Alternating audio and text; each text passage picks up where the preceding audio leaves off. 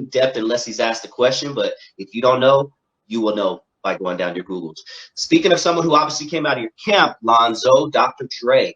And tonight I would like to spend a little bit of time talking about Dr. Dre, and specifically the Chronic album. We talk about this, once a year probably when it's been the anniversary of the release of it. I personally think it's one of, if not the most influential album in my life, me personally. Okay. That and Doggy Style, there were no two bigger anticipations for albums when I was 13, 14, or however I was when that came out. But the Chronic album was released 32 years ago. This week. But before we jump into it and dive a little deeper, what are your general thoughts in hindsight now of the Chronic album? Man, when I heard it sonically, it was a phenomenon. It was phenomenal. He did a great job overall. Now, for me, here's where my insight is different at. And I thought it was a great album. Don't get it twisted. But because I'm old enough to know where all the samples came from or the remakes came from. Same thing with Doggy Style. Okay, that's the dramatics. It's a doggy dog world. Yeah, that's so and so. And the way he flipped it, it was great. But he when he did it so well. It changed the game forever because now it's hard to do that and get away with it. I mean, if you do it, it's gonna cost you. But it was worth it because it made such a great piece of music that we're talking about it 32 years later. Yeah. We're talking about it 32 years later. Let me ask you, Lonzo, before we jump back into that. I've asked you this before, but I would love for you to talk to our audience about it. But sampling, it's always amazed me because I do also as well. When I hear songs, even back more in the day, I would think of it from a business standpoint and behind the scenes and all of that. And I've never really understood how a rapper, let's say Dr. Dre, would benefit by using so many samples. Or let's go today because it was still kind of a shady area, but period, using a sample of an old song. How do they benefit? Do they win in the end? Do they go in knowing I'm not going to make any money off this? Because let's say they sample a Prince sample, he's going to charge you, $500,000, $1 million. Prince ain't gonna. Prince would not give you. Yeah, he ain't gonna let you do anything. I take that back. He sued Tennessee when they used Tennessee in Tennessee, and Prince was like, "Nah, homie, give me my money." So if I'm not mistaken, he owns that song Tennessee by Arrested Development. But yeah, how does someone go ahead? When you sample somebody's stuff, okay, first of all, sampling is basically to get an idea of what you want to do, okay? And when samplers came out, that's what it basically comes from, a machine called a sampler that will allow you to record certain parts of the song, turn it into a loop, drum machines, whatever the case may be, with SP12, SP1200s, any of your drum machines had an input device on it. You can input it, and you can push a button and assign that to a button and turn that into a repetitive beat, loop, whatever you want to call it. When it first happened, nobody thought about the impact of the fees because nobody really understood the publishing and the master use. When Dre did his, he understood the publishing and master use. So what he would do, he would actually hire musicians to replay it completely, and they would loop that.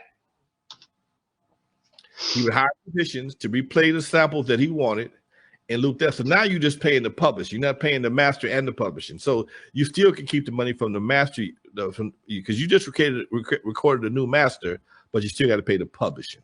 Okay. And when you pay the publishing, you got to give it to writers, but you're not giving away all the money. And that's where the beauty comes in at. Yes, you get to use a song that's familiar to the ears of your record buying public, but it's going to cost you. And sometimes because you do what they call the interpolation or something to that effect, they may not charge you up front because it's just like doing a remake of somebody's song.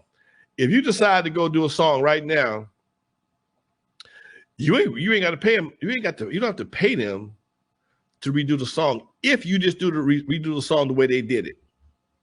If you want, that's why songs like "Heard It Through the Grapevine" been done 1 million times. And because Barry Gordy, if I'm mistaken, him and Smokey wrote that together, and every artist on Motown had to do a version of "Heard It Through the Grapevine." It's crazy. Okay, that's for the publishing money. That's to keep the publishing checks coming in. Okay, that's strictly for the publishing.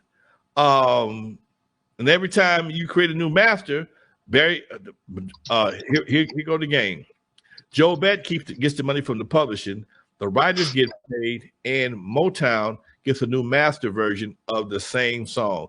So whether it was done by Gladys Knight and the Pips, Jackson 5, Smokey Robinson and the Miracles, Temptations, don't make no difference.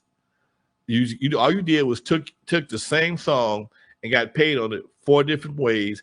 And if somebody samples or used any one of those masters, that same version, you got paid all over again. It's like covering all your bets. Yeah. And you're hedging and you're covering all your bets. Vista Light says, I heard Rick James didn't want MC Hammer to sample Super Freak until he found out how much he was going to make. Rick changed his mind. Yes. Yeah, for the original artist, I see all the benefit for the original artist. I just don't understand, why someone would say, oh, yeah, let me throw away $500,000. And nowadays, you're not really making money off an album anyway. You know what I mean? Well, you figure like this right here. If you can take a song like Super Freak that came with an audience already, you basically you're buying an audience. You're paying for the familiarity of the music. Okay. So when somebody they hear that, oh, that's Super Freak. Oh shit, no, it's not. Oh, damn. Right. I've been listening to this new station on Sirius FM called Yacht Soul. Yacht Soul. I'm gonna look that up. Yacht Soul. And it was a song by hold on. Excuse me, folks. Yeah, we sound like a hot mess right now. Sorry, guys. We're making it through it though. It was a song by a group called N.W.A, and it's called Hey DJ. I didn't know that was a sample. Oh, I don't think I did either. I didn't know that was a sample. The DJ, we can get it started. I didn't know that either. I didn't know that was a sample until I heard the original on Yacht Soul. Hey, wait a minute. Okay. Damn. So that now here you go. I didn't know the original song, so now the original song is going to benefit from that too. So it's a cross benefit of having a sample, because now I'm aware of the original song. Johnny made the sample a hit. I never knew the original song had any real audience appeal to it. So not a bad song, but Johnny did a better job. Yeah, that was a good song. That still gets played to this day. How important is ownership, man? Let's jump into it. We talked about this before, but dude, to own that, whatever the original song is, it's probably owned by some white executive. Let's keep it real.